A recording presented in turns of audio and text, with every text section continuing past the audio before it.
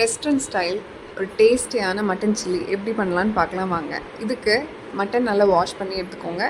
இதில் 1 spoon chilli powder, மஞ்சத்தூள் கொஞ்சம், அண்ட் ஒரு 1/2 ஸ்பூன் மல்லித்தூள் அண்ட் சால்ட், இஞ்சி பூண்டு பேஸ்ட் அண்ட் தண்ணி ஊற்றி ஒரு நல்லா மிக்ஸ் கொடுத்துட்டு குக்கரில் போட்டு விசில் வச்சுக்கோங்க. அண்ட் இது முக்கால்வாசி வந்தால் போதும், ஃபுல்லாக வேக வைக்க வேண்டாம். பிகாஸ் இதில் மறுபடியும் ஆயிலில் ஃப்ரை பண்ணுவோம். அண்ட் இப்போ இதை ஸ்விட்ச் ஆஃப் பண்ணிக்கலாம்.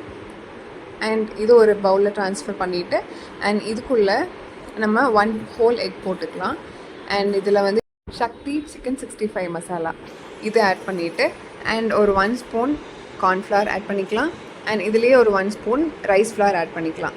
இப்போ நல்லா மிக்ஸ் பண்ணிவிட்டு ஃப்ரிட்ஜில் ஒரு 1/2 அன் ஹவர் வச்சு எடுத்துகிட்டு இந்த மாதிரி ஆயிலில் டீப் ஃப்ரை பண்ணி எடுத்துக்கிட்டிங்கன்னா ஒரு சூப்பரான மட்டன் சில்லி ரெடி ஆயிரும்.